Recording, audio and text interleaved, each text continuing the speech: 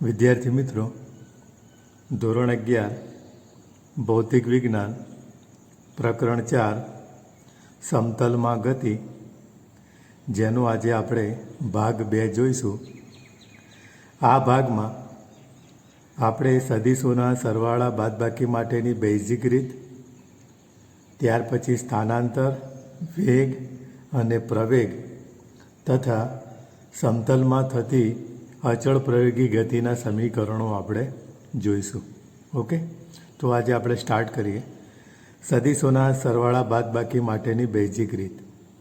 આના પહેલા ભાગમાં આપણે સદીશોના સરવાળા માટે આલેખની રીત જોઈ હતી, જેમાં 2 રીતો હતી. એક તો ત્રિકોણની રીત અને બીજી હતી સમાંતર બાજુ ચતુષ્કોણની રીત. હવે અહીંયા આગળ આપણે સદીશોના સરવાળા બાદબાકી માટેની બેઝિક રીત આપણે જોઈએ. ઓકે, જુઓ. ધારો કે XY સમતલમાં આવેલા 2 સદીશો, સદીશ A અને સદીશ B છે. આ બંને સદીશો XY સમતલમાં આવેલા છે. તેથી સદીશ A બરાબર લખાશે AX into I caret plus AY into J caret, અને સદીશ B બરાબર BX into I caret plus BY into J caret. આ બંને સદીશોનો બેઝિક રીતથી સરવાળો કરતાં પરિણામી સદીશ R આપણને મળતો હોય તો સદીશ R બરાબર સદીશ A પ્લસ સદીશ B.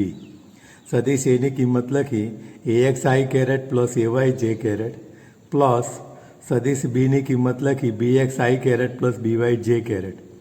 હવે I કેરેટવાળા 2 પદો છે અહીંયા. ઓકે, I કેરેટવાળા 2 પદો છે, બંનેને આપણે સાથે લખી શકીએ છીએ. તો AXI caret plus BXI caret, તો I કેરેટ કોમન નીકળશે, તો આવું લખાશે AX પ્લસ BXI કેરેટ. તે જ રીતે J કેરેટવાળા 2 પદો છે, AYJ કેરેટ અને BYJ કેરેટ, તો પ્લસ AY પ્લસ BY અને J કેરેટ બહાર આપણે કોમન લખ્યા. આના બરાબર આપણે લખી શકીએ સદીશ R બરાબર RX into I caret plus RY into J caret, સમીકરણ નંબર 1. ઓકે, હવે અહીંયા આગળ RX બરાબર આપણે શું કહીશું AX પ્લસ BX અને RY બરાબર શું કહીશું AY પ્લસ BY. આ જ રીતે ધારો કે સદીશ A અને સદીશ Bનો સરવાળો કરી સદીશ C બાદ કરતાં પરિણામી સદીશ R મળે છે. અહીંયા આગળ સદીશ A અને સદીશ Bનો સરવાળો કરવાનો છે અને એમાંથી સદીશ C બાદ કરવાના છે.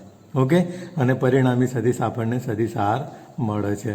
તો અહીંયા આગળ ત્રિપરિમાણમાં ધારો કે આપણે સદીશની વાત કરીએ તો આ રીતે લખાય સદીશ A બરાબર AXI caret plus AYJ caret plus AZ K caret. સદીશ B બરાબર BXI caret plus BYJ caret plus BZ K caret. સદીશ C બરાબર CXI caret plus CYJ caret plus CZ K caret. અહીંયા આગળ આ ત્રણેય સદીશો કયા પરિમાણમાં છે? ત્રિપરિમાણમાં છે. આગળ આપણે 2 સદીશો સદીશ A અને સદીશ B લીધા હતા, તે સમતલમાં લીધા હતા, XY સમતલમાં લીધા હતા. ઓકે, હવે આપણે સદીશ A અને સદીશ Bનો સરવાળો કરવો છે અને એમાંથી સદીશ C બાદ કરવા છે. જુઓ, તો પરિણામી સદીશ R છે, તો સદીશ A પ્લસ સદીશ B માઇનસ સદીશ C.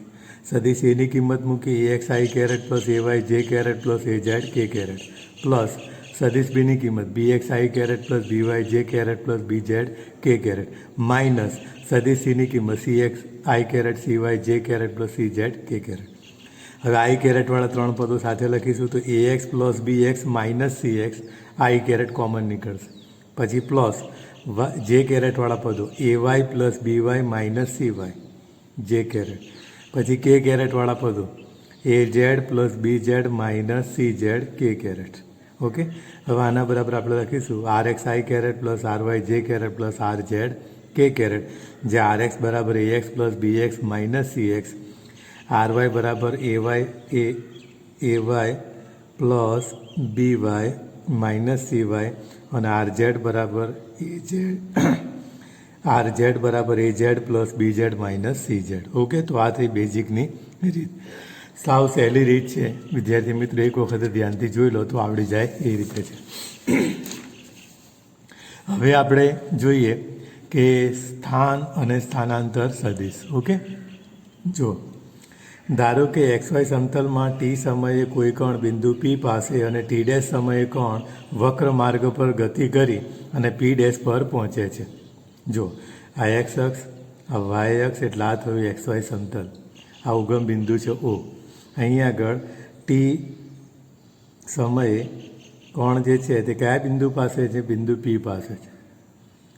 અને આ કણ વક્ર માર્ગ ઉપર ગતિ કરી અને t ડેશ સમયે ક્યાં પહોંચે છે? બિંદુ P ડેશ પર પહોંચે છે. આ આપણે વર્ણનમાં કીધું છે. જો ધારો કે XY સમતલમાં t સમયે કોઈ કણ બિંદુ P પાસે, t સમયે કણ બિંદુ P પાસે અને t ડેશ સમયે કણ વક્ર માર્ગ ઉપર ગતિ કરીને ક્યાં પહોંચે છે? P ડેશ પર પહોંચે છે. હવે બિંદુ P જે છે તે અને P ડેશ એના ઉગમ બિંદુ ઓની સાપેક્ષે સ્થાન સદીશો સદીશ R અને સદીશ R ડેશ આપણે લઈશું. બિંદુ P અને બિંદુ P ડેશ બંને બિંદુઓના ઉગમ બિંદુની સાપેક્ષે સ્થાન સદીશો સદીશ R અને સદીશ R ડેશ છે. હવે સદીશ R બરાબર આપણે લખીશું xi caret plus yj caret અને સદીશ R ડેશ બરાબર લખીશું x dash i caret plus y dash j caret. Okay. હવે સ્થાનાંતર એટલે સ્થાનમાં થતો ફેરફાર. અંતિમ સ્થાન માઇનસ પ્રારંભિક સ્થાન, તો સદીશ R ડેશ માઇનસ સદીશ R, તો x dash i caret plus y dash J caret minus સદીશ R તો શું છે? xi caret plus yj caret, પણ અહીંયા નિશાની માઇનસ છે તો અહીંયા પણ માઇનસ થઈ જશે, તો xi caret minus yj caret. અહીંયા પણ i કેરેટવાળા બે પદો છે, x dash i caret minus xi caret, તો i કેરેટ કોમન કાઢો તો x ડેશ માઇનસ x. એ જ રીતે y dash J caret minus yj caret, J caret common કાઢો તો y ડેશ માઇનસ y. તો અહીંયા x ડેશ માઇનસ x એટલે ડેલ્ટા x લખીશું અને y ડેશ માઇનસ y એટલે શું લખીશું? Delta y. તો આ થઈ ગયું સ્થાનાંતર સદીશ. ડેલ્ટા સદીશ R બરાબર delta x i caret plus delta y J caret, જ્યાં ડેલ્ટા x બરાબર શું કહીશું? x ડેશ માઇનસ x અને ડેલ્ટા y બરાબર y ડેશ માઇનસ y. ઓકે. આના પછી આપણે જોઈએ સમતલમાં થતી ગતિ માટે આપણે સરેરાશ વેગ, તાક્ષણિક વેગ, વેગનું મૂલ્ય અને વેગની દિશા, આના સૂત્રો આપણે મેળવવાના છે. ઓકે.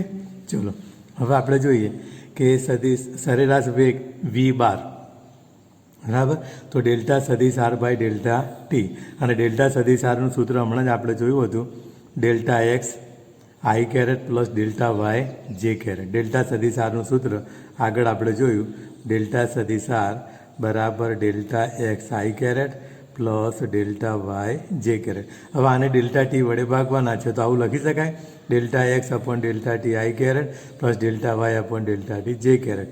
હવે delta x upon delta t એ સરેરાશ વેગનો x અક્ષ પરનો ઘટક કહેવાશે, એટલે vx બાર આપણે લખેલું છે. Delta y by delta t એ વેગનો y અક્ષ પરનો ઘટક છે, જેને vy બાર તરીકે આપણે દર્શાવેલા છે. તો આ સરેરાશ વેગ થઈ ગયો. બરાબર છે.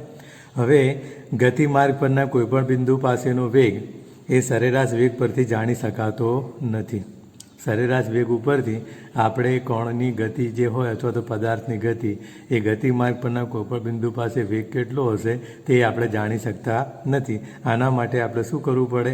તાક્ષણિક વેગ વ્યાખ્યાયિત કરવો પડે, એટલે કે તાક્ષણિક વેગ શોધવો પડે. અને એના માટે શું કરવું પડે? આ જે સમીકરણ 1 છે એમાં limit delta t tends to 0 લેવા પડે. Limit delta t tends to 0 એટલે સમયગાળો ખૂબ જ સૂક્ષ્મ લેવો પડે, તો આપણને શું મળશે? તાક્ષણિક વેગ મળશે. તો તાક્ષણિક વેગ સદીશ v બરાબર ડેલ્ટા સદીશ d સદીશ R બાય dt. તો આની બરાબર limit delta t tends to 0 d સદીશ R બાય dt. એના માટે આપણે delta x by delta t i caret બરાબર delta y by delta t જે કેરેટ. ઓકે.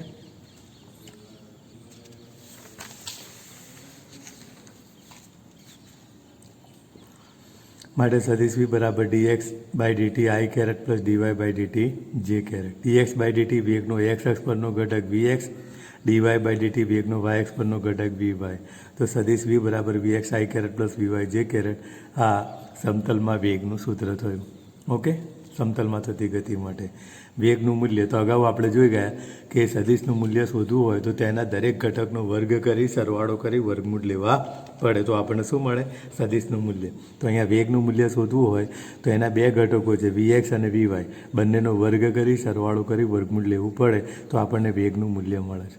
ઓકે, હવે વેગની દિશા, તો દિશા શોધવા માટે પણ આપણે યાદ રાખવાનું કે વાય ઘટક ભાગ્યા એક્સ ઘટક. ટેન થીટા, આ સૂત્ર યાદ રાખજો. ટેન થીટા બરાબર કોઈ પણ સદિશ હોય એનો વાય ઘટક ભાગ્યા એક્સ ઘટક. તો અહીંયા વાય ઘટક વી વાય અને એક્સ ઘટક વી એક્સ. હવે થીટા લખવું હોય તો ટેન આ બાજુ જશે તો શું થઈ જશે? Tan inverse V Y by V X. સમીકરણ નંબર 5. તો આ જે છે સમીકરણ એ વેગની દિશા શોધવા માટેનું સમીકરણ છે. ઓકે, હવે જેવી રીતે આપણે વેગ બરાબર વેગનું મૂલ્ય અને દિશા જોયું, તે જ રીતે આપણે સમતલમાં થતી ગતિ માટે સરેરાશ પ્રવેગ, તાક્ષણિક પ્રવેગ, પ્રવેગનું મૂલ્ય અને દિશા એના સૂત્રો આપણે સમજી લઈએ. જુઓ, પદાર્થના વેગમાં થતા ફેરફાર અને તે માટે લાગતા સમયગાળાના ગુણોત્તરને સરેરાશ પ્રવેગ કહે છે. તો સરેરાશ પ્રવેગ જેને આપણે એ બાર કહીશું, તો વેગમાં ફેરફાર એટલે ડેલ્ટા સદિશ વી અને સમયમાં ફેરફાર એટલે કે સમયગાળો ડેલ્ટા ટી. હવે ડેલ્ટા સદિશ વી માટે આપણે લખીએ છીએ V X I caret plus V Y J caret upon delta T. તો delta V X I caret plus delta V Y J caret upon delta T. અહીંયા delta V X upon delta T I caret લખાશે plus delta V Y upon delta T J caret. તો અહીંયા આગળ આ જે સૂત્ર છે તે શું દર્શાવે છે? પ્રવેગનો એક્સ અક્ષી દિશા પરનો ઘટક અને સરેરાશ મૂલ્ય દર્શાવે છે. અને આ પ્રવેગનો વાય અક્ષી દિશા પરનો ઘટક એ એનું સરેરાશ મૂલ્ય દર્શાવે છે. તો સરેરાશ પ્રવેગ બરાબર A X bar I caret plus A Y bar J caret. Okay, હવે તાક્ષણિક પ્રવેગ માટે સમયગાળો શક્ય તેટલો સૂક્ષ્મ લેવો પડે. આ માટે આપણે શું કરવું પડે? Limit delta T tends to 0 લેવા પડે. તાક્ષણિક પ્રવેગ સદિશ એ બરાબર limit delta T tends to 0 delta સદિશ V upon delta T. Delta સદિશ વી એટલે delta V X I caret plus delta V Y J caret બંનેના છેદમાં ડેલ્ટા ટી છે એટલે પહેલાંથી આપણે અલગ કરી લીધા. ઓકે, તો અહીંયા આગળ થશે D V X by D T અને અહીંયા આગળ D V Y by D T. Okay, સૂક્ષ્મ ફેરફાર થઈ જશે. Limit delta T tends to 0 લઈશું તો સૂક્ષ્મ ફેરફાર થશે D V X by D T I caret plus D V Y by D T J caret. તો ડીવી એક્સ બાય ડીટી એટલે એ એક્સ કહેવાશે, ડીવી વાય બાય ડીટી એટલે એ વાય કહેવાશે. આ વેગનો એક્સ અક્ષ પરનો ઘટક, પ્રવેગનો એક્સ અક્ષ પરનો ઘટક અને આ પ્રવેગનો વાય અક્ષ પરનો ઘટક. તો આ રીતે આપણે પ્રવેગને સમતલમાં આ રીતે લખી શકીએ છીએ કે સદિશ એ બરાબર A X I caret plus A Y J caret. Okay, હવે એનું મૂલ્ય એના માટે પણ એ થિયરી આપણે જોઈશું કે દરેક ઘટકનો વર્ગ કરી સરવાળો કરી વર્ગમૂળ લેતા આપણને પ્રવેગનું મૂલ્ય મળે છે. ઓકે, અને દિશા શોધવા માટે મેં તમને કીધું હતું ટેન થીટા બરાબર વાય ઘટક ભાગ્યા એક્સ ઘટક એટલે A Y upon A X માટે થીટા બરાબર tan inverse A Y upon A X. Okay, ચલો આના પછીની આપણે થિયરી જોઈએ. અગાઉ આપણે ચેપ્ટર 3ની અંદર સુરેખ માર્ગ ઉપર થતી અચળ પ્રયોગી ગતિ માટેના સમીકરણો મેળવ્યા હતા. એ જ રીતે અહીંયા આગળ આપણે સમતલમાં થતી અચળ પ્રયોગી ગતિના સમીકરણો મેળવવાના છે. ઓકે, સમજી લઈએ. ધારો કે કોઈ પદાર્થ XY સમતલમાં અચળ પ્રવેગથી ગતિ કરે છે. હવે અહીંયા પ્રવેગ જે છે તે અચળ છે અને અચળ પ્રવેગ હોવાથી સરેરાશ પ્રવેગ અને તાક્ષણિક પ્રવેગ બંને કેવા હોય? સમાન હોય. પ્રવેગ અચળ છે એટલે સરેરાશ પ્રવેગ શોધો કે તાક્ષણિક પ્રવેગ શોધો, બંનેના મૂલ્યો કેવા હોય? સમાન હોય. હવે આપણે અહીંયા ધારી લઈએ કે ટી બરાબર 0 સમય પદાર્થનો વેગ જે છે તે સદિશ V0 બરાબર અને ટી બરાબર ટી સમય પદાર્થનો વેગ છે સદિશ V. અહીંયા સદિશ V0ને આપણે પ્રારંભિક વેગ કહીશું અને સદિશ V જે છે તેને આપણે અંતિમ વેગ કહીશું. હવે પ્રવેગ સદિશ એ બરાબર ડેલ્ટા સદિશ V by delta T. Okay, delta સદિશ V એટલે વેગમાં ફેરફાર, તો અંતિમ વેગ V માઇનસ પ્રારંભિક વેગ V0 ભાગ્યા સમયગાળો એટલે અંતિમ સમય T માઇનસ પ્રારંભિક સમય અહીંયા કેટલો છે? 0 છે. તો સદિશ V માઇનસ સદિશ V0 બાય ટી.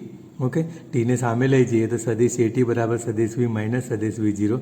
સદિશ Vને સૂત્ર કરતાં બનાવીએ તો સદિશ V0 પ્લસ સદિશ એ ઇન્ટુ ટી. તો અચળ પ્રયોગી ગતિનું સમીકરણ મળે છે સમતલમાં થતી ગતિ માટે. અહીંયા આગળ સમતલમાં ગતિ થઈ રહી છે એટલે આ સમીકરણ જે છે તે એક્સ અને વાય ઘટક ધરાવે છે. તો વેગના ઘટકો અહીંયા લખી શકીએ છીએ આના ઉપરથી વી એક્સ બરાબર V0 X plus A X into T અને વાય ઘટક લખીશું વી વાય બરાબર V0 Y plus A Y into T. તો આ સમીકરણ ઉપરથી આપણે એક્સ અને વાય એક્સ દિશા પરના ઘટકો લખી શકીએ છીએ. હવે આપણે જોઈએ કે વેગ બરાબર અંતર ભાગ્યા સમય, તો અંતર બરાબર વેગ ગુણ્યા સમય. તો અહીંયા આગળ સ્થાનાંતર આપણે લઈશું સદિશ ટી બરાબર વેગ ગુણ્યા સમય. વેગ કયો લેવો? તો આપણે લઈશું સરેરાશ વેગ. સરેરાશ વેગ કઈ રીતે શોધાશે? તો અંતિમ વેગ અને પ્રારંભિક વેગનો સરવાળો કરી 2 વડે ભાગતા આપણને શું મળશે? સરેરાશ વેગ. ઓકે, તો અહીંયા આગળ વેગ બરાબર અંતર ભાગ્યા સમય, અંતર બરાબર વેગ ગુણ્યા સમય. ઓકે, તો સ્થાનાંતર બરાબર વેગ ગુણ્યા સમય, પણ વેગ કયો લેવો? સરેરાશ વેગ. તો સરેરાશ વેગ માટે આપણે શું કર્યું? અંતિમ વેગ વત્તા પ્રારંભિક વેગ ભાગ્યા 2. ઓકે, તો અહીંયા આગળ વીની કિંમત મૂકી આપણે અગાઉ સાબિત કરેલી છે. જો કઈ છે? વી બરાબર V0 પ્લસ સદિશ ટી. તે વીના બદલે લખ્યા સદિશ V0 પ્લસ સદિશ A ઇન્ટુ ટી વત્તા V0/2 ઇન્ટુ ટી. હવે આપણે જોઈએ V0 પ્લસ V0 કેટલા થયા? 2V0 ડિવાઇડેડ બાય 2 એટલે કેટલા બાકી રહ્યા? V0 ગુણ્યા ટી. પહેલું પદ મળ્યું V0 ટી. ઓકે, ચલો બીજામાં શું છે? સદિશ A ટી ઇન્ટુ ટી એટલે સદિશ A ટી સ્ક્વેર થયા અને 1/2, તો 1/2 સદિશ A ટી સ્ક્વેર. હવે સ્થાનાંતર એટલે અંતિમ સ્થાન માઇનસ પ્રારંભિક સ્થાન. ધારો કે ટી બરાબર 0 સમયે પ્રારંભિક સ્થાન છે સદિશ R0 અને ટી બરાબર ટી સમયે અંતિમ સ્થાન છે સદિશ R. તો સદિશ R માઇનસ સદિશ R0 એ સ્થાનાંતર થયું. માઇનસ સદિશ R0 જમણી બાજુ લઈએ તો પ્લસ થઈ ગયા. તો અચળ પ્રયોગ ગતિનું બીજું સમીકરણ મળ્યું. ઓકે, આના ઉપરથી આપણે એક્સ અને વાય એક્સ પરના ઘટકો લખી શકીએ છીએ. ઓકે, જુઓ સદિશ Rના ઘટકો. એક્સ ઘટક લખીશું એક્સ બરાબર x0 plus V0 xt plus 1/2 AXT square, અને વાય એક્સ પરનો ઘટક y બરાબર y0 plus V0 y into T plus 1/2 AY into T square. Okay, તો આ રીતે આપણે સમતલમાં થતી અચળ પ્રયોગી ગતિ માટેના સમીકરણો મેળવ્યા. ઓકે, જુઓ એક પારિમાણિક ગતિમાં સ્થાનાંતર વેગ પ્રવેગ બધું એક જ દિશામાં હતું, તો આપણે સ્થાનાંતર વેગ પ્રવેગને સદિશ તરીકે દર્શાવતા નહોતા. સમતલમાં થતી ગતિ જે છે એની અંદર વેગ પ્રવેગ સ્થાનાંતર બધા એ એક્સ અને વાય એક્સની દિશા પર ઘટકો ધરાવે છે, એટલે આપણને સદિશ તરીકે દર્શાવવા જરૂરી છે. Okay, thank you for watching my video. Please like, share and subscribe. Thank you.